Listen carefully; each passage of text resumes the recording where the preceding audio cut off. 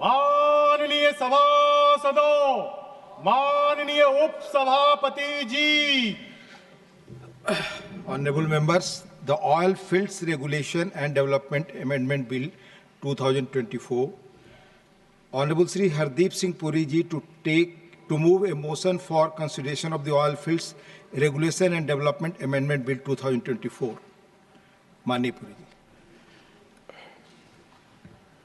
Mr. Chairman, sir, with your permission, I rise to move that the Oilfields Regulation and Development Amendment Bill 2024, further to amend the Oilfields Regulation and Development Act 1948, be taken into consideration.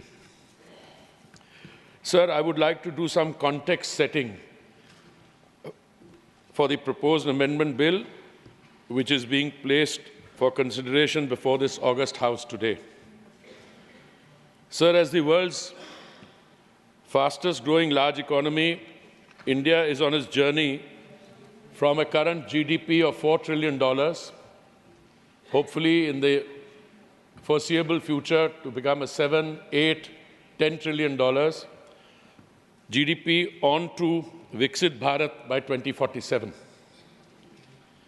So this is a sankalp, a resolve espoused by the Honorable Prime Minister, the entire nation, our people and the government are steadfastly committed to ensuring the successful fulfillment of this resolve.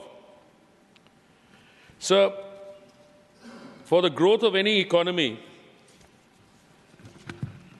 it becomes clear that energy is not only a vital component, but is actually the lifeline of the economy.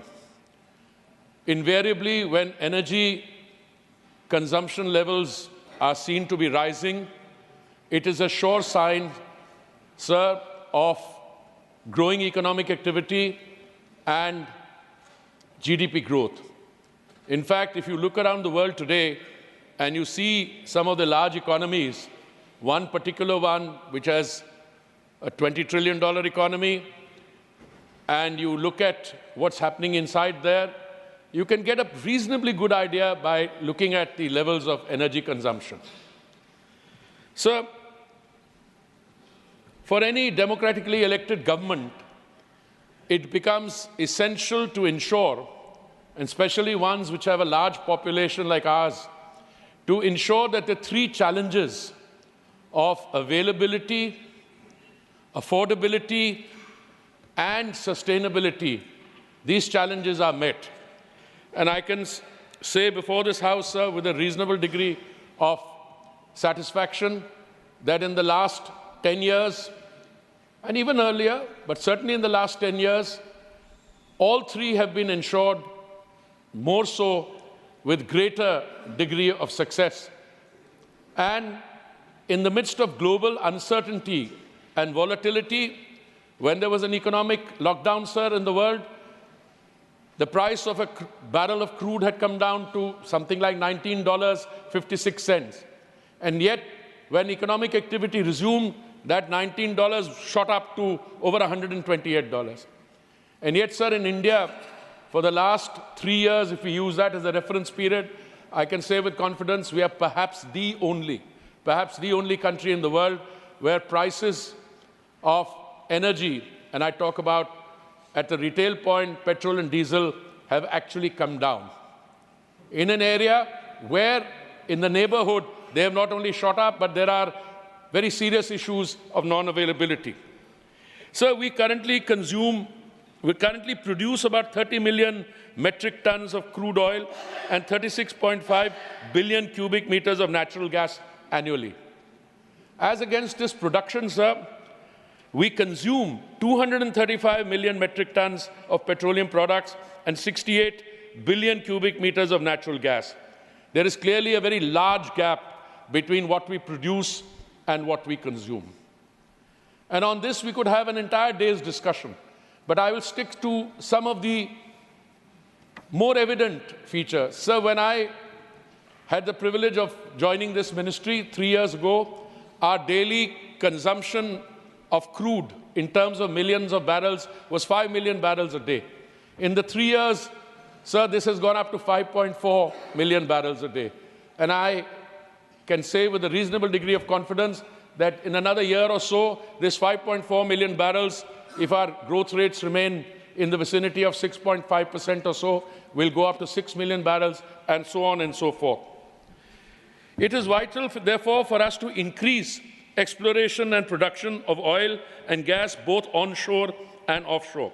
And for achieving this, it is necessary for us to address policies and laws which inhibit our efforts. So we have taken a number of steps in this direction. But before I enumerate some of them, I would like to submit to this august House, sir, that exploration and production, by its very definition, requires heavy investment and involves invariably a long gestation period. In other words, if one lets the eye off the ball now, the results will be seen 5, 10 years from now. Therefore, in 2016, what will happen is that, no, if I could be a little more explicit, between 2006 and 16, virtually nothing was done on the exploration and production front. Therefore, we had to bear the brunt because the gestation fallout of non-action between 2006 and 14 had to be borne by this government, sir. Why? Because there were some obvious things. There were some projects which were gold-plated.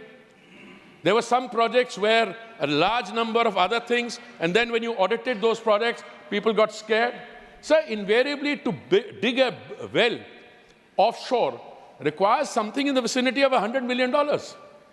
And therefore, you have to persevere. Some of the biggest finds in the world in terms of energy have been after big companies. The oil majors have dug 16 wells, had no results, and on the 17th well, suddenly they have. So investment and long gestation periods. So in 2016, in order to avoid the mistakes of the past, I'm not blaming anyone, sir, we went from production sharing regimes to revenue sharing regimes, which are much simpler to implement.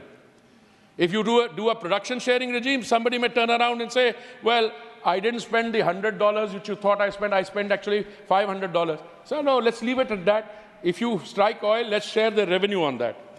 Then, sir, the hydrocarbon exploration and licensing policy, HELP, was introduced by us in 2016, under which 2.5 lakh square kilometers or 144 blocks have been awarded. Of these, 131 blocks, sir, are under active exploration. Cumulatively, these entailed an investment of $3.37 billion US. Then I come, sir, to the open acreage licensing policy from round 1 to 8, where discoveries have been made. Sir, for a long period, our exploration and production efforts were undermined by the fact that out of the total sedimentary basin of 3.5 million square kilometers, there was 1 million square kilometers which was regarded as a no-go area. No-go area means, for some reason or the other, concerns of the Navy, Coast Guard, DRDO, you couldn't explore there. Sir, I'm very happy to inform the House through you, sir, that in the OALP 9th round, that is the open acreage licensing policy in round 9, 38% of the bids that have been received have been in this 1 million square kilometer of no-go area. And, sir, it is my expectation that after this House passes the bill and it is enacted, the OALP round 10, which will be held, which will benefit from the changes that we are seeking to bring through this amendment, sir.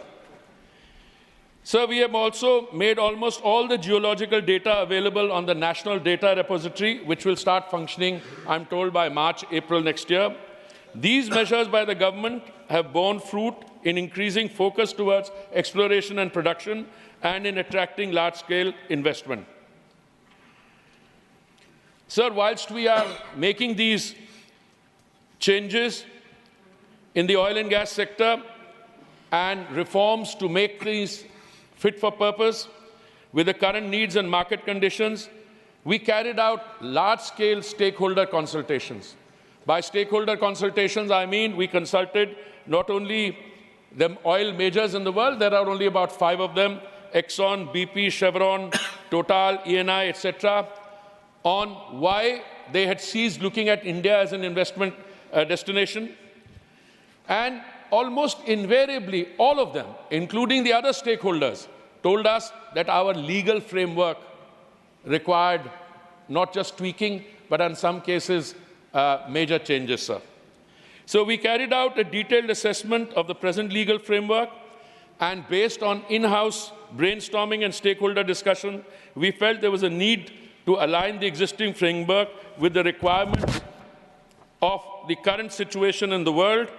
And for this, I want to point out, sir, the original legislation which we had, which was a comprehensive legislation going back to the year of the Lord 1948. This covered not only petroleum and gas sector, but minings, minerals, metals, the entire range. But I'll come to that in a minute. So the feeling was that we needed to tweak the existing framework with the requirements of contemporary times, including the emergence of new fuels like shale gas, shale oil, coal-based bed methane, natural gas, gas hydrates, the emergence of new technologies like carbon capture, utilization and sequestration, green hydrogen, and new frameworks such as sharing of resources and infrastructure between different operators to improve the viability of oil blocks. And, sir, new concepts like unitization will ensure that even when the natural resources flow between different contiguous blocks, disputes between operators can be resolved amicably. Sir, provisions of the amended Act will ensure that the operators will have a stable tenure in terms of tenure and terms of conditions for the lease. Alternate dispute resolution mechanisms envisaged in the law will ensure that disputes can be resolved in a timely, fair and cost-effective manner. Sir, this bill seeks to eliminate punishments in the form of imprisonment and provide for enhanced penalties to ensure compliance.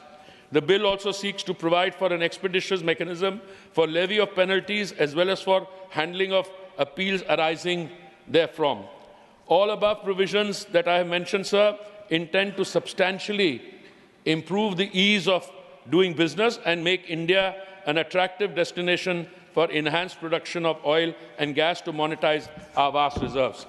So I had briefly hinted a minute ago that the parent act, the Mines and Minerals Regulation and Development Act, we are seeking to amend through this bill, was enacted as far back as 1948. This was rechristened the Oilfields Regulation and Development Act 1948, when a separate law for the mines and minerals sector was enacted by Parliament in 1957. This 1948 Act continued to carry the weight of the legacy of terminologies used in the mining industry, resulting in difficulties in implementation and delay in carrying on petroleum operations.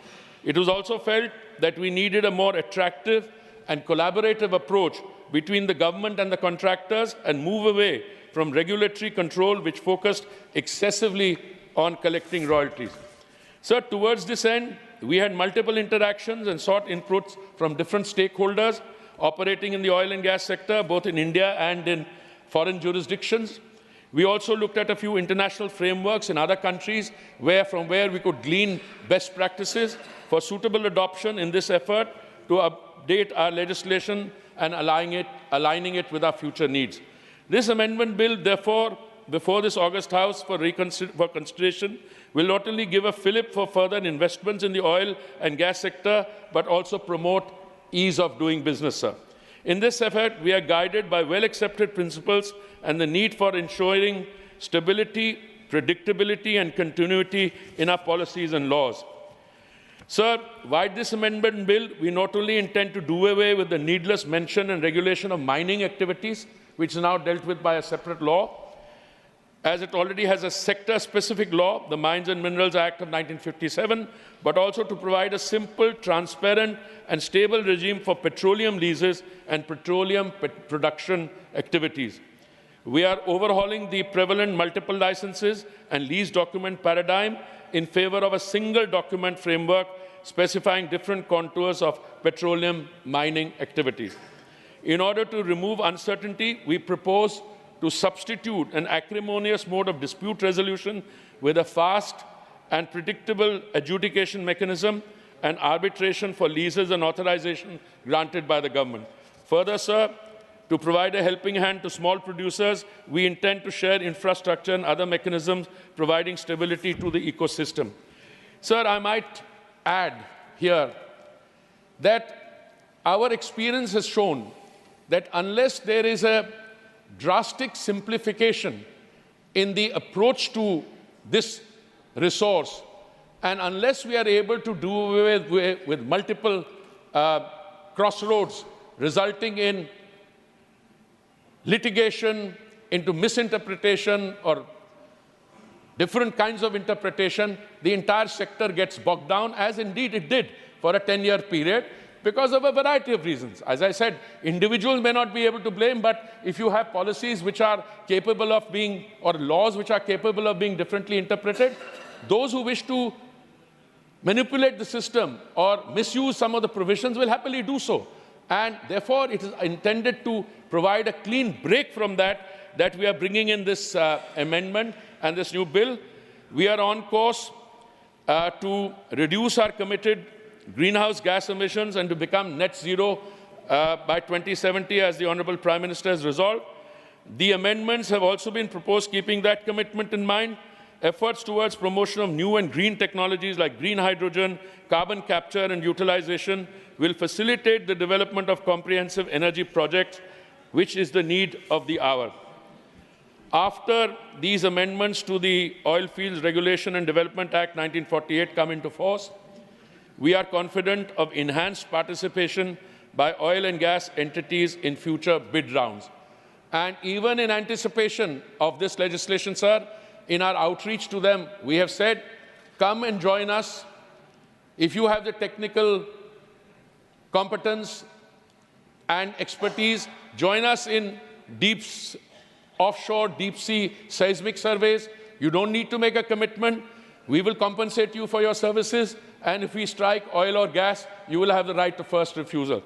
But now we need a legislation which will ensure that what the government has done so far and what we need to do in future to meet the energy requirements of this important sector, which I believe, sir, contributes some 19–20% to government revenues. We are bringing this bill in. With these words, I would conclude and urge honourable members of this august House to support and pass this bill. I thank you, sir. Thank you. Honourable members, now motion moved. I now call upon